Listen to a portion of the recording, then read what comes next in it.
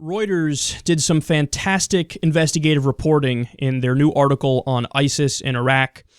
They do some fact-finding, and they figure out exactly who makes up the top ISIS ranks. They say, quote, of ISIS 23 portfolios, which are equivalent to ministries, former Saddam regime officers run three of the most crucial: security, military, and finance, according to Hisham al-Hashimi, an Iraqi analyst who has worked with the Iraqi government. Iraq's finance minister, Hoshyar Zabari, a Kurd who spent years opposing Saddam's regime, said the ex-Baathists working with the Islamic State provide the group with highly effective guidance on explosives, strategy, and planning. Quote, they know who is who, family by family, name by name, he said. In many ways, it is a union of convenience. Most former Ba'athist officers have little in common with ISIS. Saddam promoted Arab nationalism and secularism for most of his rule, but many of the ex-Baathists working with ISIS are driven by self-preservation and a shared hatred of the Shiite-led government in Baghdad. Others are true believers who became radicalized in the early years after Saddam's ouster, converted on the battlefield or in U.S. military and Iraqi prisons. One former intelligence commander who served in Iraq's National Intelligence Service from 2003 to 2009 said some ex-Baathists pushed out of state agencies by Iraq's government were only too happy to find new masters. Why, they say, quote, ISIS pays them. Okay. This is an incredible piece. I urge you to read the entire thing because they really get into the nuance and the detail of exactly what happened after the invasion and what led to the rise of ISIS and becoming the powerhouse that they are today in certain regions in Iraq and in Syria. But the heart of what they're saying is very clear. In its current form, ISIS would not exist if it wasn't for the U.S. invasion of Iraq, toppling of Saddam, and more importantly, de-Baathifying the government, which, in other words, is getting rid of all of Saddam's party members from their positions of power. Because when you did that, what happened? You pissed off the entire Baathist community, moreover, the entire Sunni community in Iraq.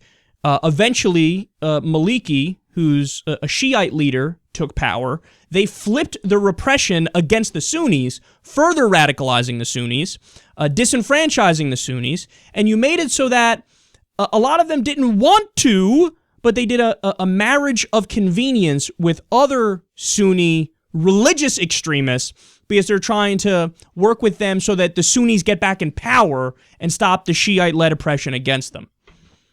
So, look, the facts show, and this is the important part, guys, it's not just an opinion, it's pointing out historical facts that show that if we didn't get involved, if we didn't destabilize the region, if we didn't get rid of Saddam, if we didn't get rid of the Baathists in the government, there's no way that they would exist in the form that they do today, ISIS. So, and they're telling you, hey, in these very important areas, they're the leaders: explosives, strategy, and planning. And when they say something like strategy, what they're talking about is territorial gains. We learned that one of Saddam's right-hand men, for example, was a leader in Saddam's Ba'ath Party, and then he ended up teaming up with ISIS. He wrote in his personal diaries how, look, I'm not with these guys. I don't believe in their ideology. They're way too religious. They're way too fundamentalist. I'm using them to try to get more territory and more success and get back into power to, knock off the Shias, essentially. So the religious fundamentalists on their own would not be able to get all this territorial success. Why? Because they don't know what the fuck they're doing. They have no strategy. They have no prior experience in that. They spent their entire life being brainwashed, reading the worst verses of the Quran and believing it literally.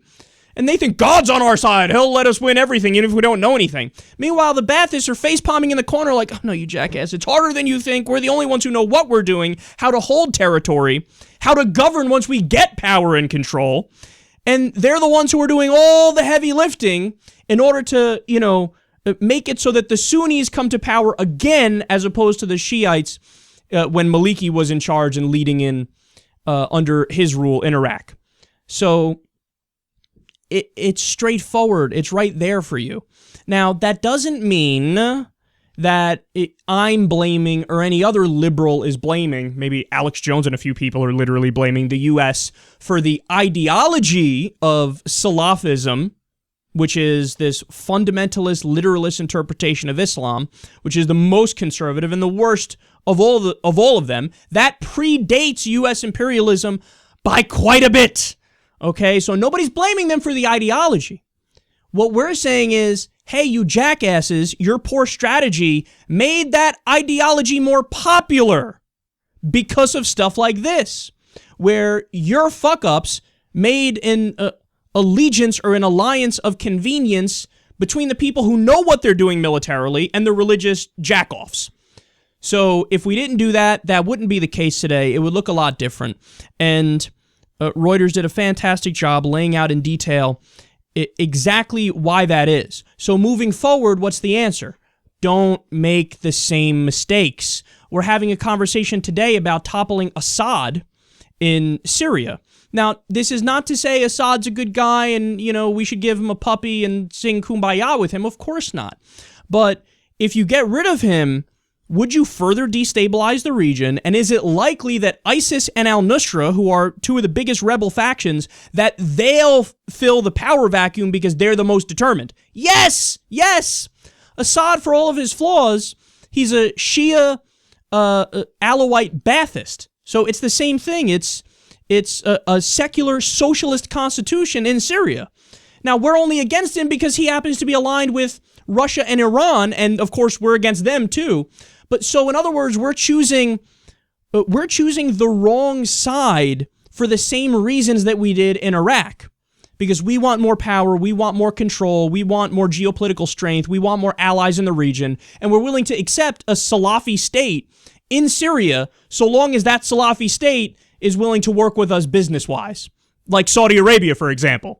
So, but that's the thing, we're making the same mistakes today. Why are we dumping billions of dollars, if not trillions of dollars, on the lap of Saudi Arabia, who spreads this Salafist ideology by building mosques all over the place that preach this strain of Islam?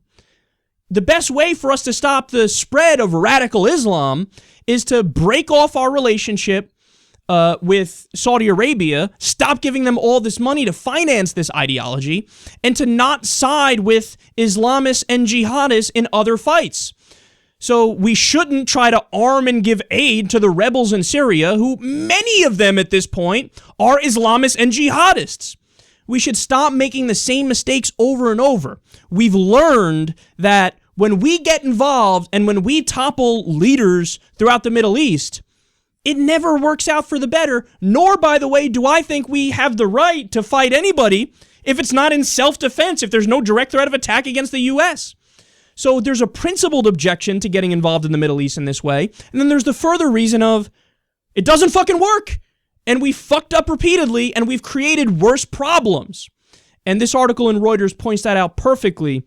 If it wasn't for our fuck-ups, you wouldn't have the immensely powerful ISIS that you have today.